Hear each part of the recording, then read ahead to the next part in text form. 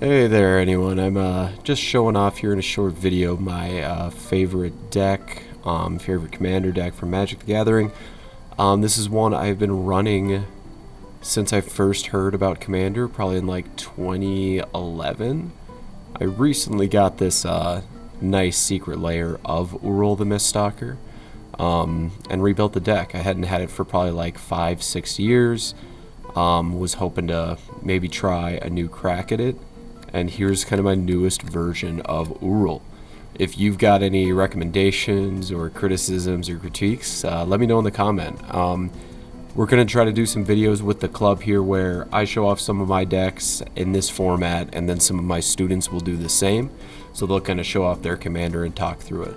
But I'm just going to go through here some of my favorite cards in the deck. We're going to look at creatures, we're going to look at auras, we're going to look at lands, we're going to look at sorceries and instants. Artifacts and everything else. But I'm going to go through here pretty quick, just to show you some of the key cards in the deck. And this is my first time filming in such a way. This is usually what I use on Spell Table. It's probably not the best for filming on here, but we're going to go for it. So Uril, it might be hard to see on this card, but he has hexproof. Can't be the target of spells or abilities your opponents control.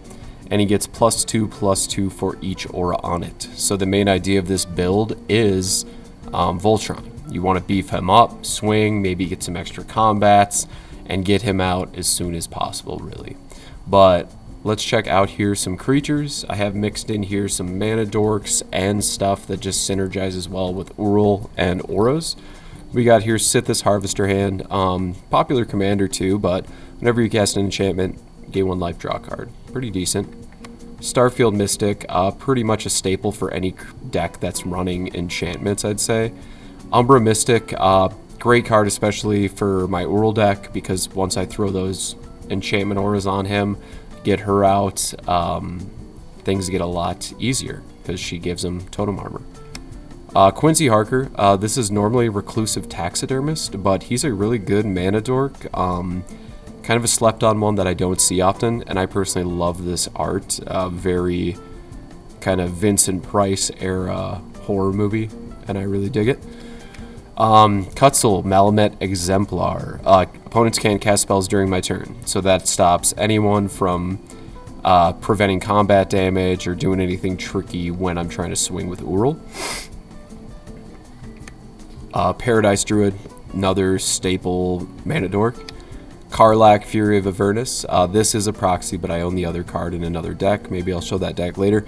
But she's really OP, like a $15 card. Whenever you attack, if it's the first combat, untap all attacking creatures. They get first strike, and then there's an additional combat phase. So you can pretty much see how that'll work great with the Voltron deck. This is one I typically sideboard. I only run this if I'm doing like a 3 or 4 player game. Kedis, you deal combat damage with your commander to one person. It does it to everyone, and he does have the partner ability, but great card. Sanctum Weaver, great mana dork for any enchantment or aura-based deck. Works really well in Uril. Biophagus, awesome mana dork yet again. He lets your creatures enter with +1 counters. I used to run this in Helena and Elena, and I must have gotten another one because this guy's in here. Golden Tail Trainer. Great card, makes your aura and equipment cost less, and does other stuff when he attacks. Great card for this deck, as one of the only ways to get rid of Uril is with a board wipe or a counter spell when I play him. This prevents people from countering my creature spells. Really good card from Edge of Eternities. Sick. Suspicious Bookcase, again, proxy. I got another one in one of my other decks, the real one, but makes Uril unblockable. Pretty great. Pearl Ear, Imperial Advisor. Enchantment spells you cast have affinity for auras, so you're going to be casting a lot of really cheap ones. Another kind of a-hole card that gives me an extra combat. Aki Battle Squad, similar to Karlach in a lot of ways. You swing with a modified creature, you get another combat. Codsworth, great card. I have the natural one in another deck here, but commanders have Ward 2. Doesn't really matter for Uril, of course, but you can tap it for mana, you can spend on auras, and you can move auras around, which is pretty useful. This guy is great for this deck. Rayav Master Smith, whenever a creature controls excuse me, a creature you control that's enchanted or equipped attacks, the creature gains double strike until end of turn. Very good, very good. Core Spirit Dancer. She has basically the same ability as Uril. When you put an aura on her, she gets +2/+2 whenever you cast an aura, draw a card. Staple for aura or enchantment decks. Ruby Daring Tracker, another card that I think is kind of a slept-on mana dork. I love Ruby, especially because she has haste. Helped me many times. Birds of Paradise, I'm sure you know it. This card I love. It's kind of like a gamble card. Later in the game, if I have this, let's say Uril is already stacked with auras, I don't got anything else in hand, and I don't have enough to swing and win, you can pay X and 1 green. You get to look at that many cards from the top of your library, and you get to play any auras from those X cards you looked at for free. And it's pretty crazy. I've buffed him with that ability and won the game. I buffed Uril. Love playing that guy. Transcendent Envoy. Another really useful mana dork. Pretty much a staple. Not a mana dork. Aura makes auras cheaper. But those are all the creatures I run in this deck. If you've got any creatures you think I should put in or take out, leave a comment here. And again, sorry about the lighting here. It's the first time trying this, but I'm just going for it. So alright, we're going on to the auras. The auras I actually run in Uril. There is a lot of auras right here. I forget how many it is, maybe 25 to 30, but I try to keep cheap cost auras, or ones that have dual purposes. And you'll kind of see why here. Millstrider's Resolve, new card from Edge of Eternities. Really nice creature for aura for a green deck. You can make a creature fight another creature, and it can't be blocked by more than one creature. So it's like a target creature's fight as well as an aura for 1. Really great. Vow of Wildness. This is great for controlling other players. My friend runs a Thrun, the last troll or whatever it is, and this is a way I can deal with that, you know, because Thrun can't be targeted except by green spells. Throw this on him, and he can't attack. So this serves the purpose of throwing it on someone else's Voltron or nasty creature, or I can just throw it on Uril if I need to. It'll get +5/+5. Daybreak Coronet, great card, but your creature will already have to have an aura on it. 2 white, and +3/+3, first strike, vigilance, lifelink. Pretty great card. Messenger Speed, love this card. 1 cost red, trample, and haste. There are so many great 1 cost auras. Dusk Corona, another 1 cost aura, +2/+0, and can't be blocked by creatures with flying. And keep in mind, each one of these auras gets an extra +2/+2 from Uril's ability. Card from a newer set, or not so new, it's from Duskmourn. Sheltered by Ghosts, great card. You get to exile something when it enters, and it gives your creature lifelink and ward 2. Strong back, awesome card. Equip abilities that target enchanted creature cost 3 less to cast, and it kind of does the same thing as Uril. Enchanted creature gets +2/+2 for each aura and equipment attached to it. Really great. Songbird's Blessing, awesome card. Whenever enchanted creature attacks, reveal the top card from your library until you reveal an aura, and you play that aura for free. Guildscorn Ward, awesome 1 cost card, protection from multicolored. A lot of my friends play multicolored decks, so it makes me unblockable. Smothering Tithe, you gotta have Smothering Tithe. Holy Mantle, awesome card. Again, I don't see it that often. +2/+2 protection from creatures, so he can swing without being blocked. Indestructibility, this is one that I've kind of debated taking out of the deck before.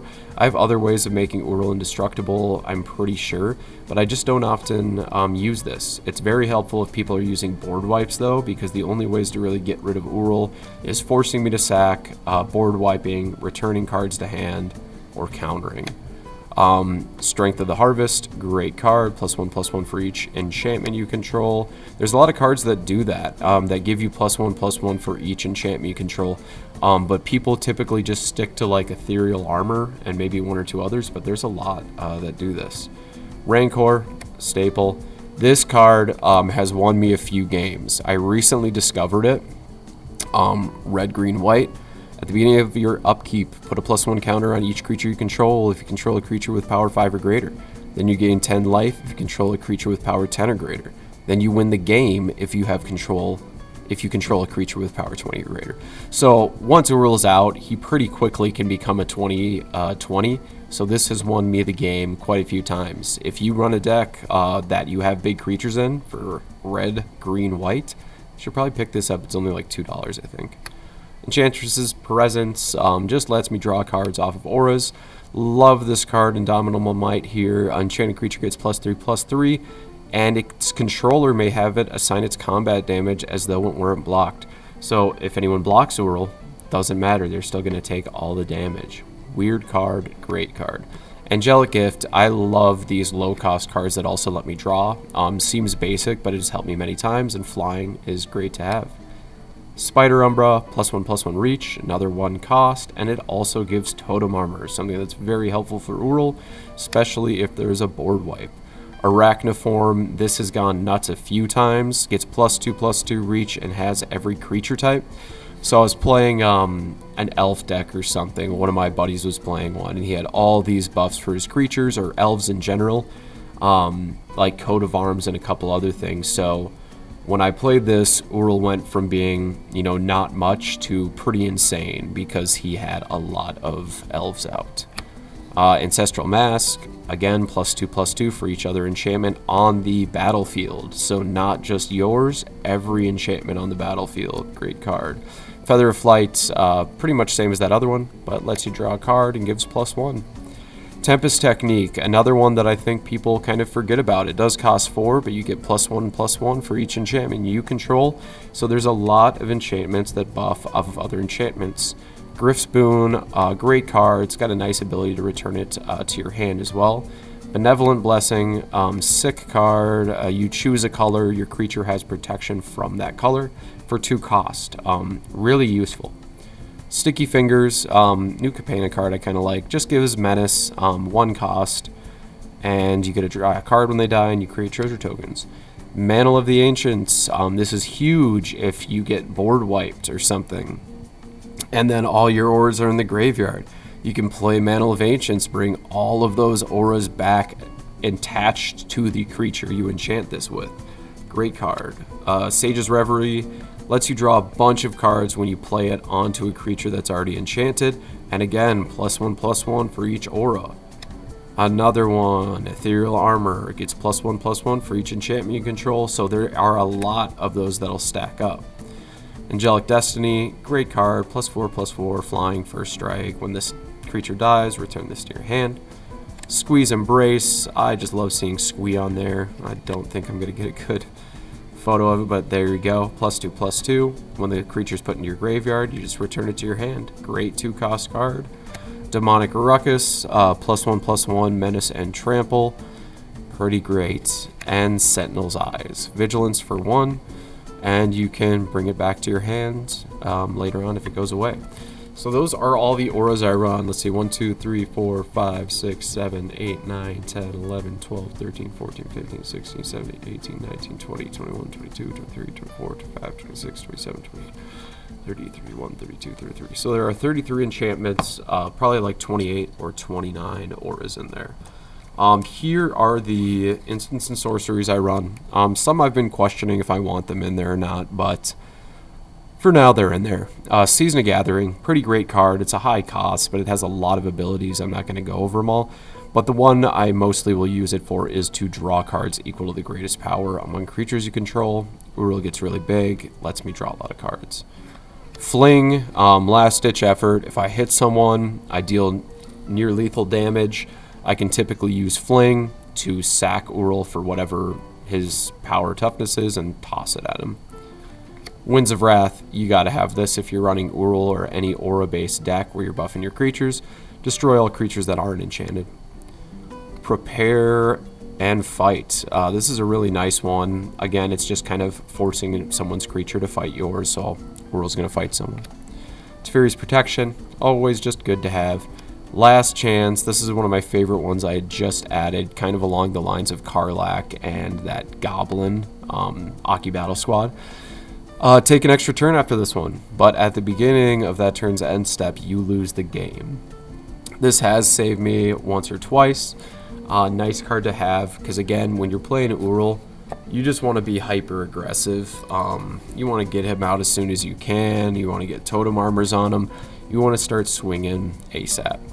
So here are just some additional mana rocks I run in the deck. Basic ones, we got Chromatic Lantern, we got Soul Ring, of course, Arcane Signet, and Ancient Cornucopia, in addition to those other mana dorks I showed you earlier.